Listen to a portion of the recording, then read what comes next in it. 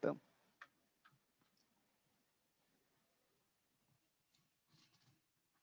Good afternoon, everyone. Welcome to our weekly, monthly education training for the Family Caregiver Support Program at St. Barnabas.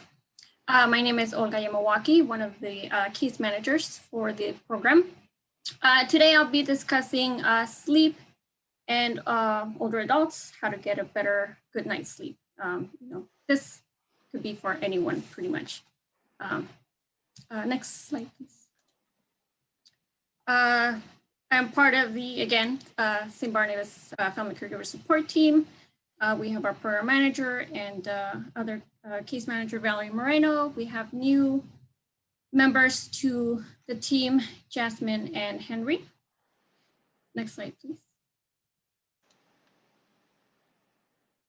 So today, I will be just a little overview of what I will be discussing. It's what happens during sleep, the importance of sleep, how aging changes your sleep, and ways to improve your sleep. Also types of sleep problems that many adults are suffering. Next slide. So sleep. We spend about 1/3 of our life sleeping, or at least for some of us trying to sleep. Though it may seem simple, sleep is a complex process. Lack of sleep and poor quality of sleep can harm your brain, and there's actually ways to improve your sleep. So there's hope out there. A good night's sleep depends on sleeping when your body is prepared. Sleeping the recommended 7 to 9 hours a day, and getting enough of each type of sleep. And then I'll go over that in a few minutes. So understanding normal age-related changes in sleep, ways to improve your sleep, and the warning signs or symptoms of sleep disorders can help older adults improve cognition, overall health, and and detect early medical conditions. It is normal for sleep to change with age, but poor quality of sleep with age is not normal. And we have that, we seem to think that, it comes with the territory of aging. And, in today's go-go society, we don't prioritize sleep. We're too busy. We don't have enough time to sleep, and that has become the norm, which, we need to change and make it more, raise more awareness of sleep and getting enough sleep during the night. Next slide, please. So there's two types of sleep, rapid eye movement, or REM, and non-REM. For rapid eye movement, it's a type of sleep when patterns or waves of electrical activity in your brain are closest to what you are when you're awake. You typically dream during this stage, REM sleep. Dreaming may help you process your emotions. Non-REM sleep, this is sleep that happens when your brain wave activity slows down. It's what they call deep sleep. You need deep sleep to be able to feel refreshed in the morning. Both REM and non-REM sleep help you store memories. Next slide, please.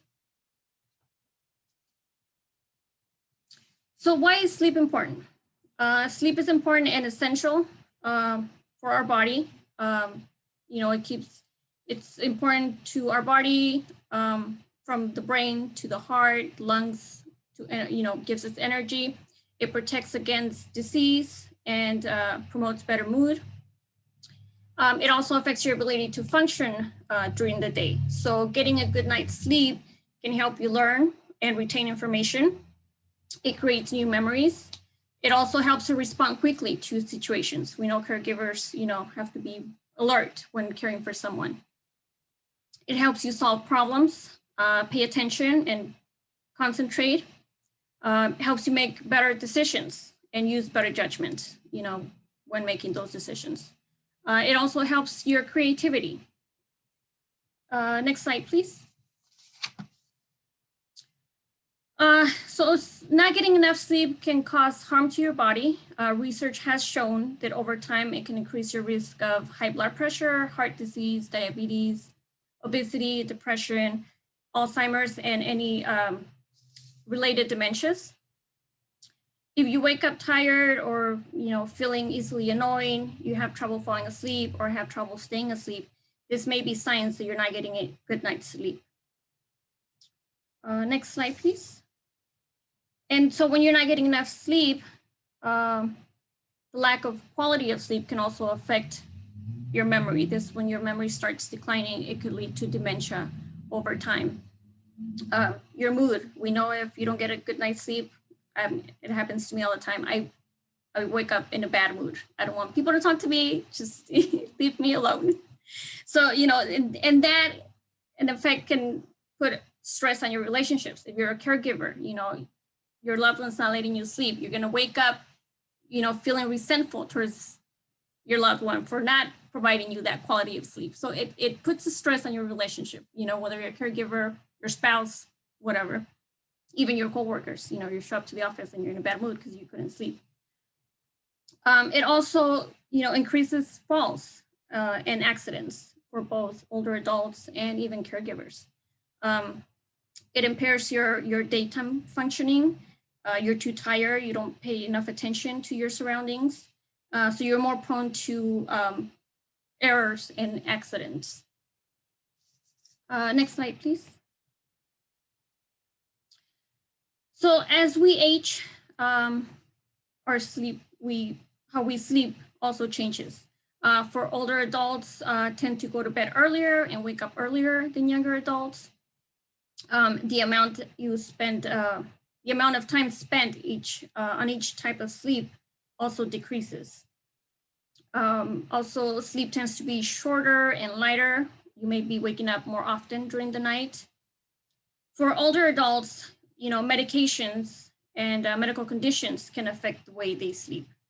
Some of the factors, some of the medications may have side effects that prevent older adults from getting that restful night's sleep.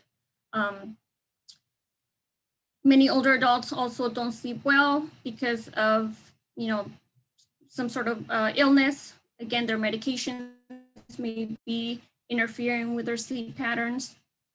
Mental health can have an effect on your sleep.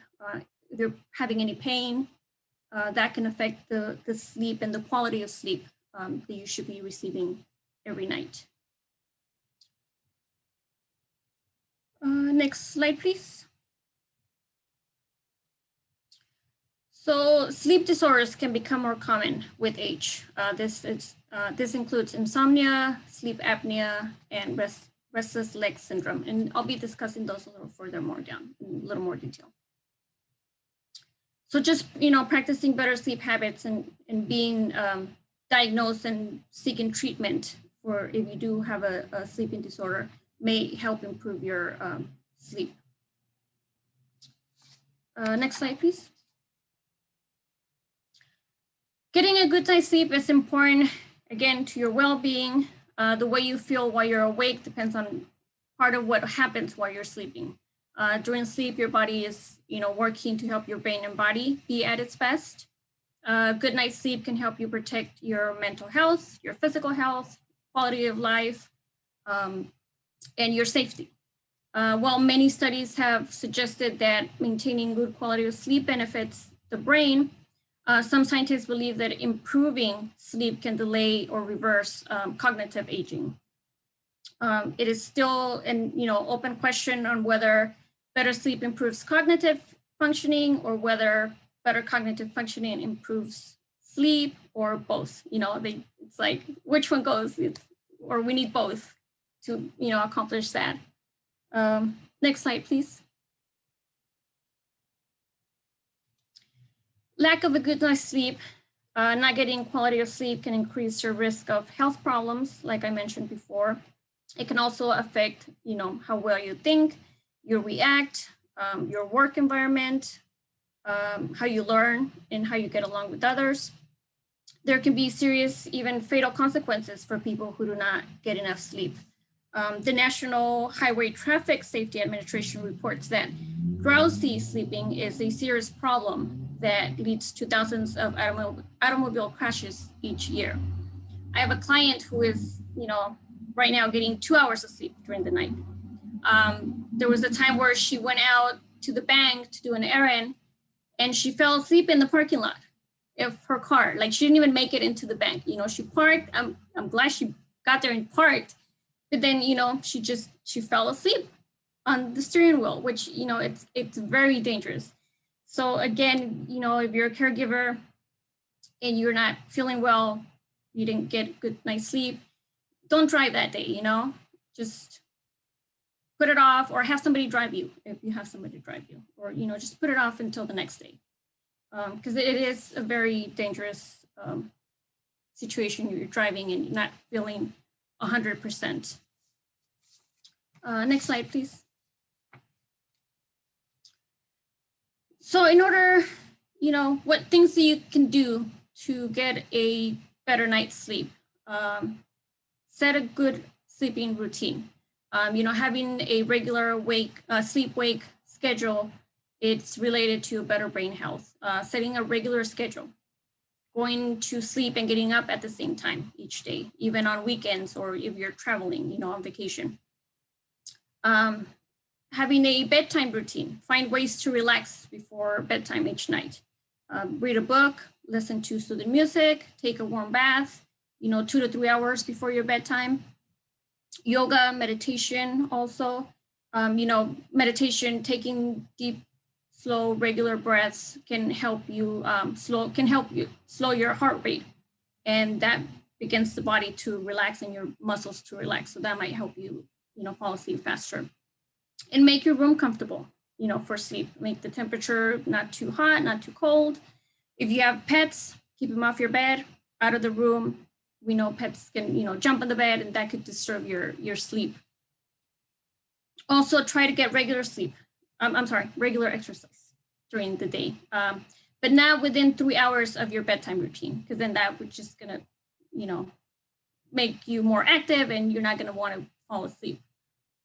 And talk to your doctor if you're having problems sleeping. Sometimes if you're having an underlying health condition, in addition to your demanding caregiving responsibilities, that could impact and interrupt your sleep. Next slide, please. Some things to avoid. Naps can be both good and bad. Many cultures take their daily afternoon siestas, and it's been proven that some parts of the country where they do have these naps, people tend to do live longer. But, again, napping is healthy, and studies have shown that an occasional short nap may decrease, a person's risk of coronary heart disease. But, sleeping in late afternoons, by the time you go to bed, you're not gonna be sleepy. So if you are gonna nap, try to limit your naps to 30 minutes in the early afternoons, and that might help you. Just, don't nap in the late afternoons or evenings. Otherwise, it'll decrease your ability to fall asleep and stay asleep at night. Don't have caffeine in the late afternoons. I know I can't have coffee past 12, otherwise I'm not sleeping, which can keep you awake at night. This is coffee, tea, chocolate, sodas. Alcohol. Don't drink alcohol, even small amounts. Even though alcohol may help you fall asleep, but it can also cause you to feel awake when it's time to go to bed, or it might cause you to wake up during the night, which is just defeats the purpose of you getting a good night's sleep. Watching television, being on your computer, cell phones, we know, and people tell us all the time, turn off your phones, keep them out of, at least, I've heard, I think, at least 45 minutes before you go to sleep, like no TV, no cell phones, nothing, Don't eat large meals. I did that the other day. I had a late meal and then I couldn't fall asleep. So, that affects the way you feel. Like you're just tossing in the bed and, it's just adding more stress to your body. So try not to eat large meals within 2 to 3 hours of your bedtime, and don't drink large amounts of water. You're getting up at night to go to the restroom. So that disturbs also, it's part of, disturbs your sleep.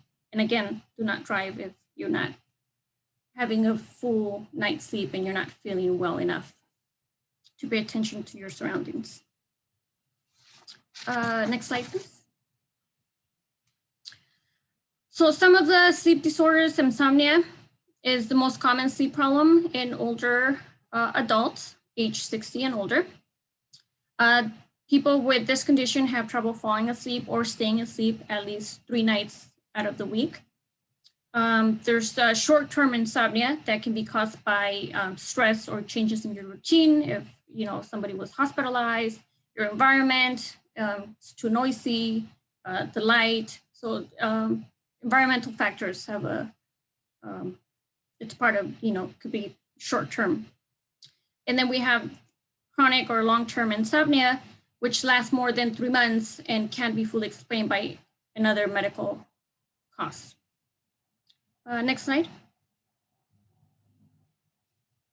So some tips to manage insomnia, again, healthy habits at bedtime may help prevent or manage your insomnia.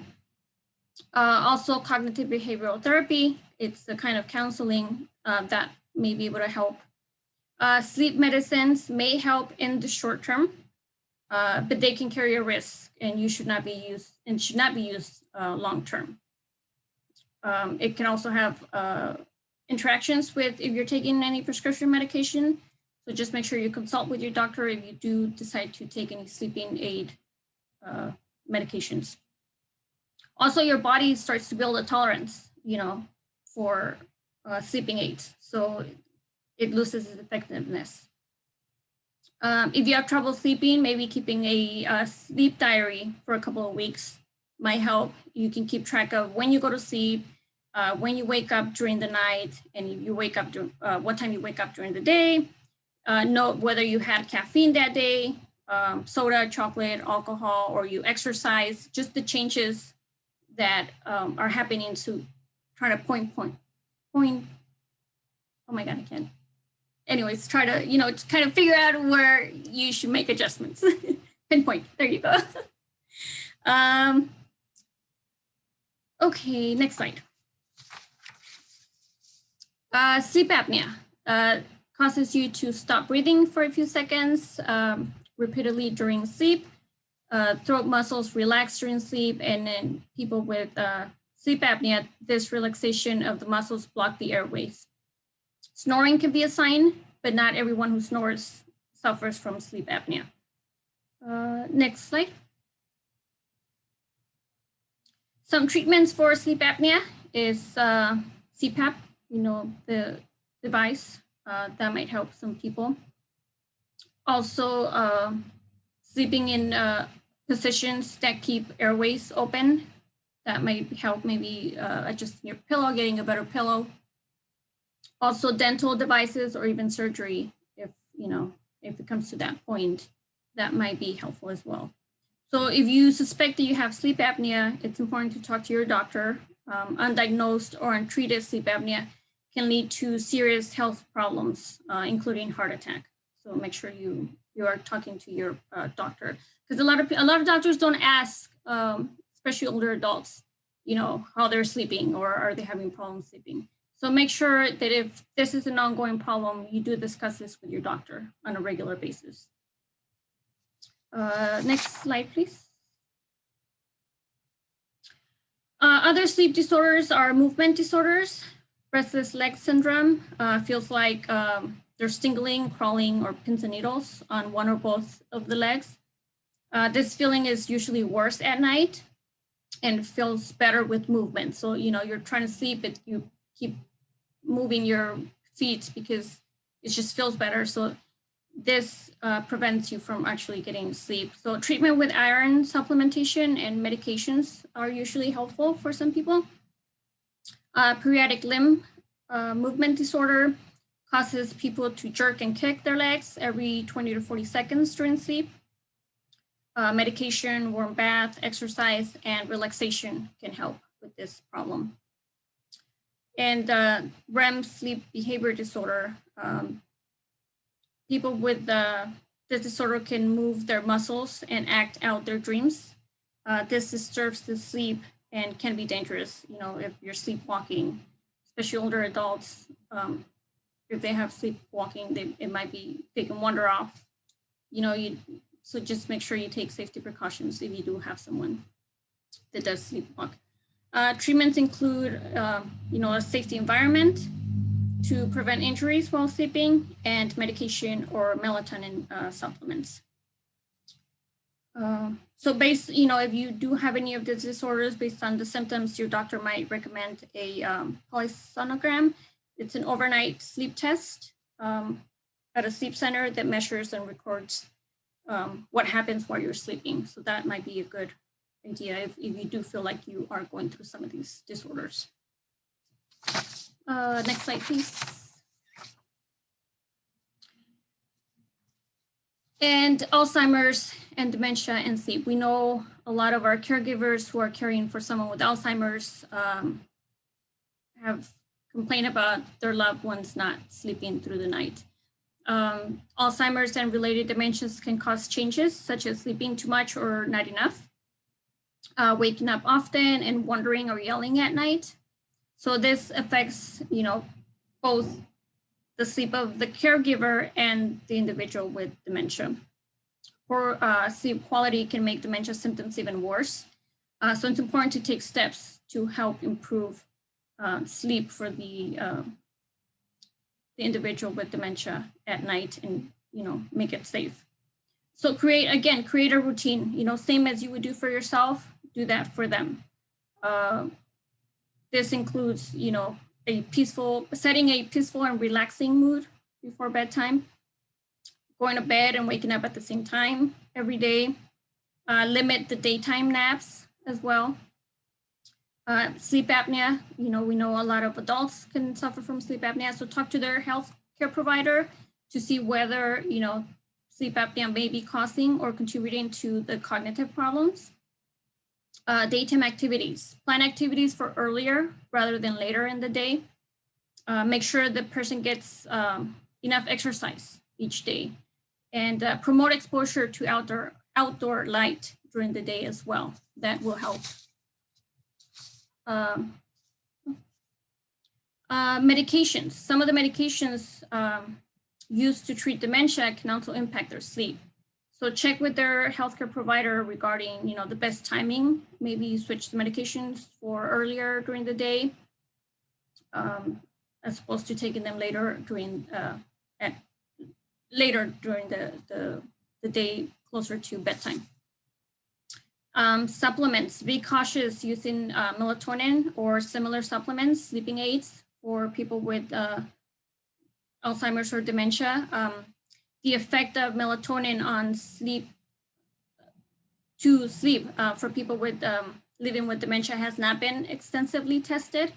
So just, be cautious. And again, if you're going to add any sleeping aids or supplements, discuss it with their healthcare provider before you add anything new to their treatments. Next slide, please. So some points to remember, sleep is a complex process. You need quality of sleep to stay healthy and help you function during the day. As you age, how you sleep changes, and that is a normal part of aging, but poor quality of sleep is not a normal part of aging. So just, remember quality versus quantity. There are healthy habits you can practice to improve your sleep. It's important to talk to your doctor if you're experiencing any sleep problems that are ongoing. It's good. I was reading, it says, don't worry if you have one night you can't sleep, but when it's an ongoing problem, then that's when you should be talking to your doctor and kind of, what's going on in your life, what's happening, what's changed. Next slide. These are my resources. These are resources you can use if you are having any sleep problems. And next slide. These are my references. If you have time, I do recommend you going getting this global counseling on brain study report. It's yes, it's very informative. It's in collaboration with AARP. It gives recommendations on not only the individual, it also sets recommendations for professionals, healthcare professionals, on what they should be doing. So it's very good, and it gives you a lot of details on what, more than I did. I just kind of give you an overview. So, it has a lot of good information of what you should be doing, and as a society also, that we should be taking this more seriously than we do, because it is a serious problem. It's just nobody's really addressing the issue, especially with caregivers. And that is all for today that I have. So thank you. And we can move on to any questions or comments that you may have. The first thing I was wondering is, what is the normal amount of sleep that somebody about 60 should be getting? If the normal amount decreases, is there like a... Well, they do recommend the 7 to 9 hours through a 24-hour period. So they said, even if you're not, from what I'm reading, so even if you're not getting those 7 to 9 hours at night, if you are taking a nap, but then it kind of contradicts, because they only tell you to take a nap for 30 minutes. So right. It's kind of that's kind of hard. Yeah. So it's like, okay, so if I get 4 hours of sleep, can I sleep for 4 hours during the day? Right. Well, they only tell you 30 minutes a nap, Yeah, that is a little conflicting. Yeah. So, It's so true that I'm glad you pointed out that it's become like it's become normalized. Sleep deprivation and stress are like normalized, and yeah, that's wrong and it's bad. Yeah, we thrive on not sleeping. It's like, oh, I only got 4 hours of sleep and I feel great. And it's like, yeah, now, but then later on, So yeah, I think I've people have told me, they're like, oh, I only got 4 hours and I feel great. And I'm like, I need more than 4 hours to function. Yeah, I think maybe younger people, it's not as hard. But I know for my clients, at least when I would talk to clients, I think sleep deprivation is probably like the number one problem of our caregivers. At least that's what it seems to me. Yeah, sleep deprivation. Either the care recipient is keeping them up, or they're just stressed, or it seems to me that usually the care recipient keeps them up. Right. Yeah. Yeah, it's their needs. I don't know if they become more, they become more needy at night, or they feel like they need that extra.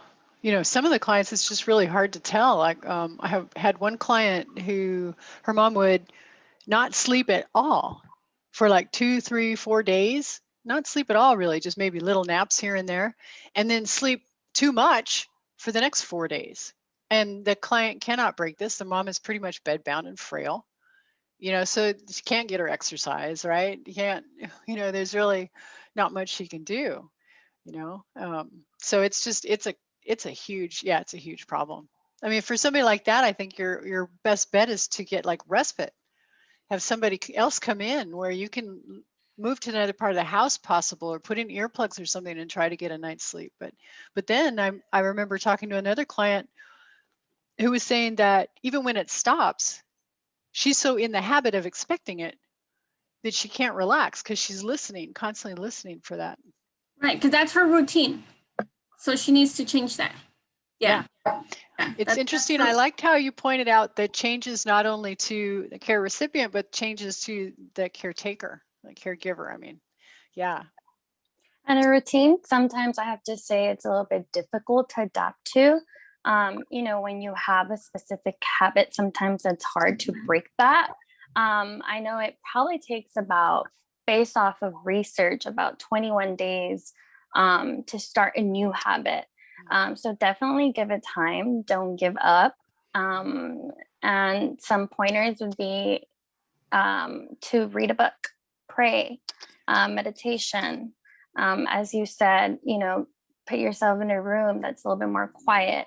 And I know, given, you know, some of the hardships as a caregiver, that could be difficult. But as Michelle mentioned, getting some respite care may help with that.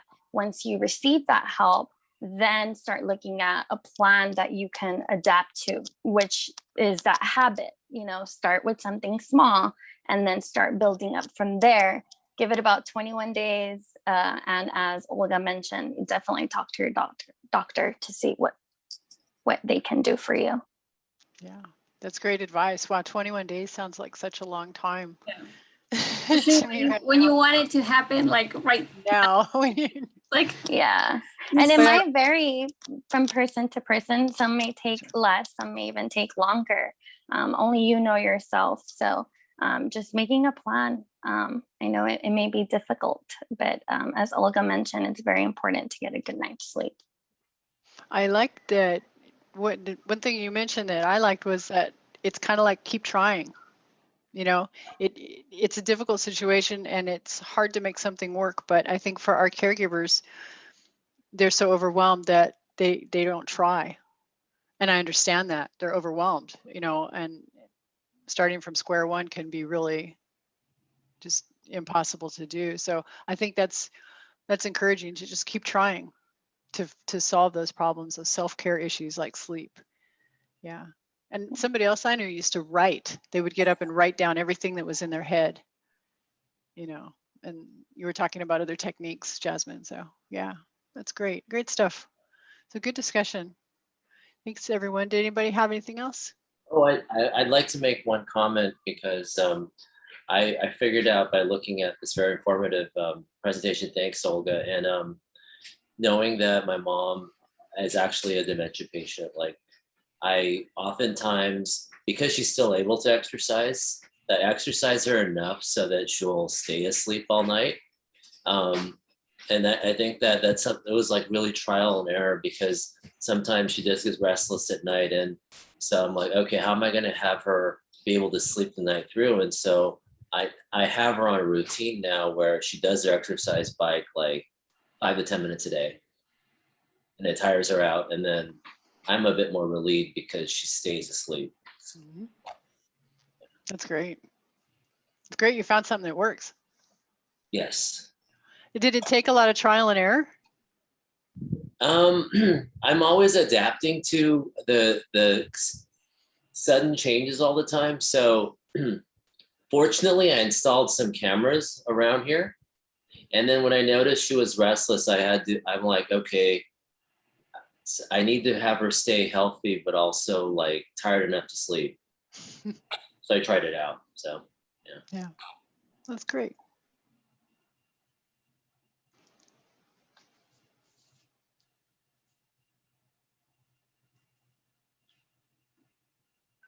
well, if there's no more questions, I guess you can stop the recording. Done. Whew, and we all breathe a sigh of relief. Still recording. No, it's not. Yeah, it is. No, it's not.